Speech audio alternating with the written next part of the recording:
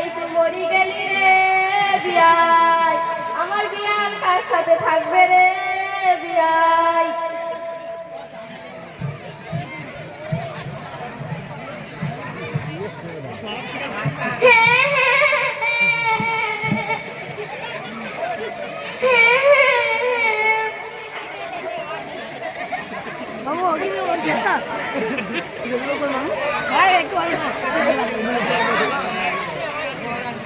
अभी रो अभी तक टॉटल जल्दी से डालवा लेकिन जैसे प्यार शोर जा घर में तो का डालवा अभी जिदा में लगवा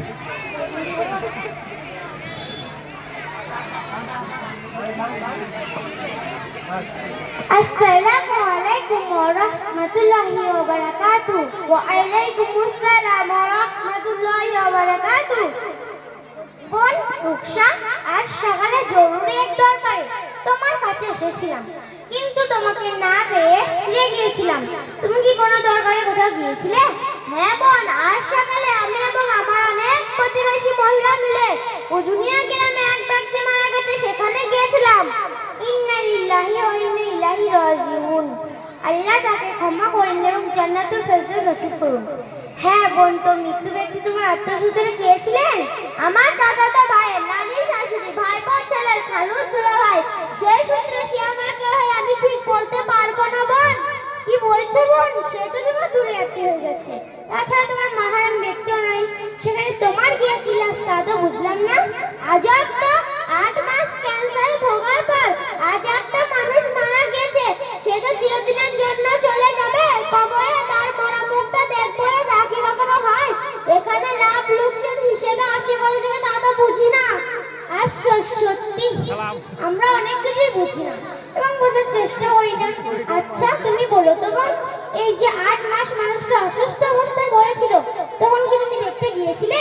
তা বোন, দেখতে যাবো ভাবছিলাম, কিন্তু সংসারের কাজের চাপে গরু, ছাগল, হাঁস, মুরগি এসবে দেখাশোনা করার কারণে কারো যাওয়া হয়ে ওঠেনি। আজকে তোমার সংসার যে সামলিয়েছে সেদিনও তো সে সামলাতো।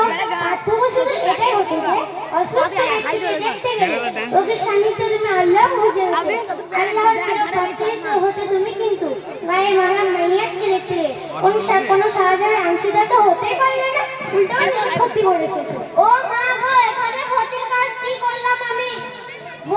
বোন, আমাদের ইসলাম ধর্মে মৃত্যুর পর মাহারাম ব্যতীত মৃত্যু নারীর লাশ যেমন পুরুষ মানুষের দেখা না যায়, তেমনি মৃত্যু পুরুষের লাশ দেখাও নারীর জন্য না যায়। বোন, তুমি এমন ব্যক্তিকে দেখতে গিয়েছিলে যার সাথে তোমার পর্দা করা হুকুম ছিল, তাই তুমি এমন নাজের কাজে নিজের শরীক হয়ে নিজের আখিরাত নষ্ট করেছো। আর বোন, অত শুধু বুঝি না, জানি না, আর জানতেও চাই না, একেবারে ক্লান্ত হয়ে গেছি। সারা দিনটা জোরে জোরে কান্না করে গলাটা কোনো কেটে গেছে, তার উপর তোমার কাছে এই জায়েজ নাজেজ কথা শুনতে শুনতে কান দুটো যেবার পাচ্ছি না বোন। নাউজুবিল্লাহ, তাই নাকি? আবার জোরে জোরে কান্না করেছো? এখানে না কাঁদার কি আছে? সবাই যখন কাঁদছিল তখন কি আমি চুপ করে বসে থাকবো? তখন আমিও আমার নানির মনের কথা মাথায় ঢুকিয়ে জোর করে চোখে পানি এনে সবার সুরে সুর মিলিয়ে কান্না করে নিজের মান সম্মান রক্ষা করলাম। হাই হাই বোন, তোমার কথা শুনে আমার হাসিও পাচ্ছে, আমার কান্না আসছে। মৃত্যু ব্যক্তির কাছে জোরে কান্না করা বা বিলাপ করা যে কত বড় গুনাহ, যদি জানতে তাহলে বিলাপ করা চিরতরে ভুলে যেতে। এই বিলাপকারী নারীর জন্য পরকালে অপেক্ষা হচ্ছে ভয়ানক শাস্তি। কেন কান্নাতে দোষ কোথায়? তাহলে মানুষ যাবে কোথায়, করবে কি? কানতে দোষ নেই বোন, দোষ কান্নার প্রকাশ ভঙ্গি। মৃত্যু ব্যক্তির বিরহে তুমি চোখের পানি ফেলতে পারো, কিন্তু উচ্চ স্বরে কান্না করা একদমই শরীয়তের বর্ণিত কাজ। এতে মৃত্যুর জন্য আল্লাহ পাককে দোষারোপ করা হয়, আল্লাহ তাআলার ফয়সালার উপর অসন্তুষ্টি প্রকাশ করা হয়, তাই নাকি? কিন্তু মৃত্যু ব্যক্তির বিরহে যদি আমাদের বুক করে জোরে কান্না আসে তখন কি করব? বোন, এটা তো ঠিক, আল্লাহ পাক আমাদের সকলকে সৃষ্টি করেছেন এবং আমাদেরকে একটি নির্দিষ্ট সময় নির্ধারণ করে দিয়েছেন। সময় ফুরলে আল্লাহ তাকে সাড়া দিতে হবে, এটাই বাস্তবতা। তাই আমাদের সকলকে সবর করতে হবে এবং সবরকারীর সঙ্গে সবসময় আল্লাহ পাক থাকেন। আমরা যদি ধৈর্য হারিয়ে উচ্চ স্বরে কান্না করে শরীয়তের সময় লঙ্ঘন করি, তাহলে আমাদের জন্য পরকালে অপেক্ষা হচ্ছে ভয়াবহ আযাব। আযাবের কথা শুনে আমার খুব ভয় পাচ্ছে বোন, আমাকে আরো শিখিয়ে দাও যেন আমি আযাব থেকে রক্ষা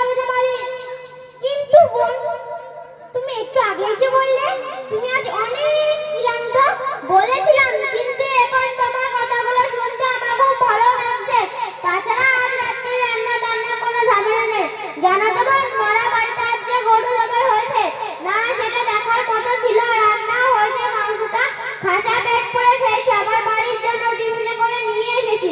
না, নিশ্চিন্তে তোমার কাছে এই ভালো কথা শুনতে মন চাচ্ছে। কি বললে? মৃত্যু বাড়ি খানা? আস্তাগফিরুল্লাহ। তুমি কি জানো না বোন, পাড়া প্রতিবেশী নিকটাত্মীয় দূরাত্মীয় সবার জন্য মৃত্যু বাড়ি খানা একদমই অনুচিত। এতে অন্তর কঠোর হয়ে যায়, অন্তরে দুষ্ট প্রভাব পড়ে। আমাদের সকলকে সর্ব অবস্থায় এই মৃত্যু বাড়ি খানা খাওয়া থেকে বেঁচে থাকা কর্তব্য। তাছাড়া আমরা আনন্দ উৎসবের দিনেও গরু জয় করি, যে বাড়িতে মানুষ মারা গেছে, যার জন্য সকলে দুঃখিত, আর সেখানে সকাহত মর্মহত করে আনন্দে তোমরা গরু জবাই করে খানা করা হয়।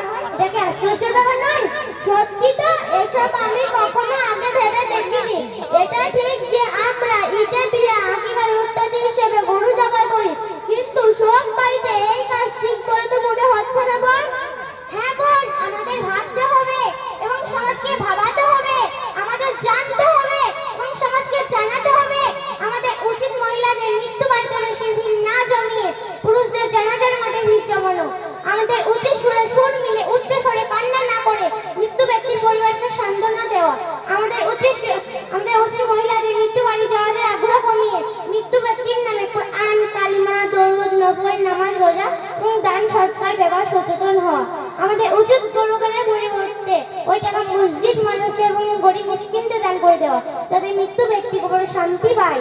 তোমাকে কি বলেছে ধন্যবাদ জানাবো বোন। আজ আমি অনেক কিছু জানলাম। আমি আগামী ইনশাআল্লাহ এই কাজ থেকে বিরত থাকবো এবং আমার প্রতিবেশী মহিলা